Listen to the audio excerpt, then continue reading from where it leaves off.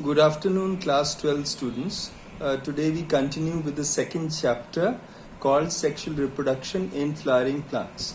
And children, if you remember, in this chapter, we last time were studying in the second video about the interesting facts about angiosperms and flowers, structure and development of anther and male gametophyte. And we also studied last time about the development of microspore mother cells, about pollen tetrads and growth of the pollen tube. We had studied about pollination and developmental stages of male gametophyte, and about pollen kits, pollen allergies, pollen products and pollen banks. We had studied about this, if you remember. Today in video 3 we will study about the female gametophyte, children. And in this children, we will first pay attention to the structure and development of ovule and the female gametophyte. If you have a look on this page number 34 of your books, then you will see this structure here. The ovules are borne on placenta. So these ovules that you see here, these are borne on placenta in the ovary, and they develop into seeds after fertilization. They develop into seeds after fertilization. The development of the ovule, which is also known as children, the ovule is also known as megasporangium. This is also known as the megasporangium. The ovule has massive parenchymatous body, which is called the nucellus, that you can see here. This nucellus is enclosed and protected by two sheaths. You can see here the outer integument and the inner integument. So these two sheaths, they cover and protect the nucellus. And we see that there are ovules with a single integument only, and these ovules are known as unitegmic, found in Gamopetalous families, and with two integuments, like you see in this one. The ovules with two integuments are called bitegmic, and they are found in Polypetalous and Monochord families. So if the ovule is without integument, then it is called ategmic. Example in Santalum, in Olex, etc. In lychee, we see it is unique because in lychee we find a third integument which may be there. Then we see the nucellus is fully covered by integuments, and only a very small opening at the end called the micropyle is open, that you can see in this diagram here. The ovule is attached to the placenta. This ovule, it is attached to the placenta with the help of a stalk, and this stalk is known as the funicle, children. And the point of attachment of the body of the ovule to the funicle, this point of attachment is known as the hilum. Then we see what is the chalaza. Can you see this portion, children? This is known as the chalaza. It is the basal part of the ovule where the nucellus, the integuments and the funicle, they merge together. This area is known as the chalaza. Then we see that the ovule, it arises on the placenta. This ovule, it arises on the placenta as a hemispherical protuberance. It arrives as a hemispherical protuberance that you can see on the next page, number 35.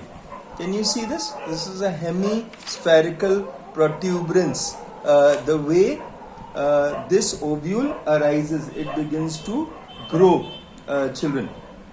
and we see that this grows into a projecting mass of tissue.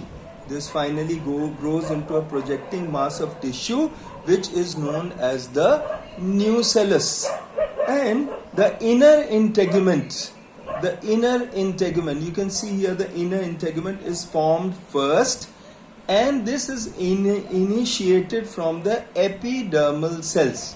So the inner integument is formed first and is initiated from the epidermal layer. The outer integument, which you can see this side, the outer integument is formed from the subepidermal cell. This is formed not from the epidermal cell but from the subepidermal layer. And then we see that what are the types of ovules. We will see these types of ovules one by one, and we will talk about them. The first of all, depending upon the relative position of the micropyle, you can see the micropyle here and the chalaza. There are the following types of ovules that you will see here one by one. We will study them. The first is known as the orthotropous or the atropous ovule. In this ovule, it is upright. You can see it is straight, it is upright, and in this micropyle, the chalaza and the funicle, all three are falling in a straight line. They fall in a straight line.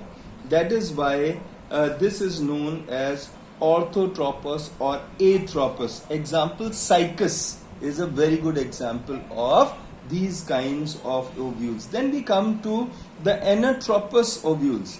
In this type, due to a unilateral growth, this shows a unilateral growth of the funicle.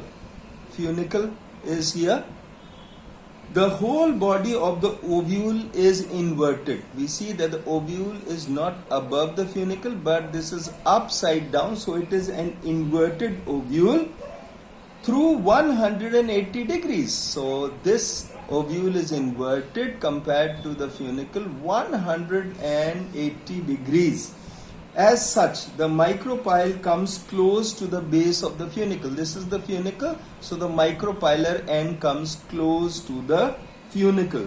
And as nucellus is straight, we see the nucellus here is straight, the micropyle and chalaza, they lie in one line. As you can see here, the micropyle and the chalaza and the nucellus, they all fall into one line. And the funicle lies parallel to the ovule. Most common type of ovule is this type, which is known as anatropous in the flowering or the angiospermic plants. Then we come to the third kind, children, and this is known as campylotropous. In the campylotropous, the ovule has a curved body. Can you see this? The ovule here has got a curved body, but its curvature is less than that of the anatropous. The curvature is less than the anatropous, and we see that the micropyle and chalaza, here the micropyle and the chalaza, as such, they are not in a straight line, but they are in a curved angle to each other. They are not in straight line, and the funicle lies at right angles at 90 degrees to the chalaza. This is chalaza, so the funicle lies at 90 degrees to the chalaza. This type of ovule is found in Chenopodium. Then we come to Hemitropous, the D kind of ovule. This is known as the hemitropous ovule. In this type, the body of the ovule, as you can see, the body of the ovule turns through 90 degrees. Can you see? The body of the ovule turns 90 degrees, that is, it is horizontally placed on the funicle. This is the funicle, and the whole body of the ovule is lying at 90 degrees to the funicle. Hence the micropyle, the chalaza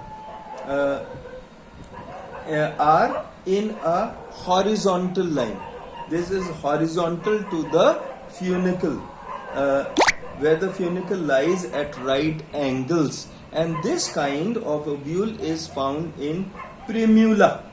Then we come to the next kind of ovule, children, and this ovule is known as the amphitropous ovule. In the amphitropous ovule, in this type, there is also a pronounced curve. Can you see this pronounced curve? There is a pronounced curved body like that of anotropous ovule, and the embryo sac also bends. Here we see the embryo sac is also bends and becomes of the shape of a horseshoe, like a horseshoe shape it becomes. And this example is found in plant called Elisma. This amphitropous ovule kind is found in Elisma. Then we come to the next kind, which is Sarsinotropous. This one is known as Sarsinotropous. In this type, the funicle is very long. You can see here that the funicle is very long, and circles the body. The funicle is so long that it circles the body of the ovule. Can you see that? Like a spring, it is circling the funicle is circling the body of the ovule, children, and which is bent through 360 degrees. Now this is bent not only at 180 but even further through 360 degrees, so that it takes a complete turn. It takes a complete circle or a complete turn. And this kind of ovule is found in Opuntia, which is a desert cactus plant flower, Opuntia. Then we see an important thing, that the number of ovules in an ovary may be one, like for example in wheat and mango, and there can be many ovules also, like we find in watermelon, in papaya. There can be many ovules. Then we see like we saw microsporogenesis during the development of the microspore mother cell, or the development of pollen grain. Now we will look at megasporogenesis, which will be the development of the megaspore. The megasporogenesis, or the development of the megaspore, we will see here. The development of the megaspore is within the ovule, the megasporangium, and this is known as megasporogenesis. A hypodermal cell of the nucellus at the micropylar end. It differentiates into an archaeosporial cell. First of all, the cell develops into the megaspore, mother cell develops into an archaeosporial cell, and it can be distinguished from the other cells by its conspicuous size. If we come back, children, to this particular figure, then you will see here the megaspore cell is much larger than the other cells, and so it can be distinguished from the other cells by its conspicuous large size. Then we see that the dense cytoplasm and prominent nucleus is visible. The archaeosporial cell may be directly functional. It may be directly functional as megaspore mother cells, as it divides transversely. Can you see this transversely? It divides further, cutting an outer parietal cell. An outer cell is cut, which is known as the parietal cell, and an inner sporogenous cells. The inner cells is known as the sporogenous cell, and the outer is the parietal cell. And we see that the sporogenous cell functions as the megaspore mother cell. The sporogenous cell, it serves as the megaspore mother. So children, we were talking about the megaspore mother cell which undergoes meiosis, and it forms 4 haploid megaspores. Of these, only 3 degenerate and 1 remains, which is functional. And this remaining one that is functional, this develops into an embryo sac that you will see in the next page here. What you see, the development of the female here gametophyte. You can see here the development of the female gametophyte or embryo sac. The functional megaspore which was left out of the 4 is the mother cell of the female gametophyte, and it grows in size and forms an embryo sac. So we see that the one female gametophyte which was left, it develops into a large embryo sac by growing. The haploid nucleus of the megaspore, it divides mitotically, forming usually 8 nuclei that you can see here, which organize in a definite manner. The 8 nuclei, they organize in a definite manner within the embryo sac. 3 nuclei are at the micropolar end, which you can see here, the 3 nuclei, and they organize into an egg apparatus. This whole is known as the egg apparatus near the microsporic end or the micropilar end. Then we see opposite to this, there are 3 nuclei at the chelazal end. They form the antipodal cells, children, and the remaining 2 called polar nuclei, they migrate to the center of the embryo sac, and these 2 polar nuclei, they later fuse to form one large single diploid secondary nucleus, children.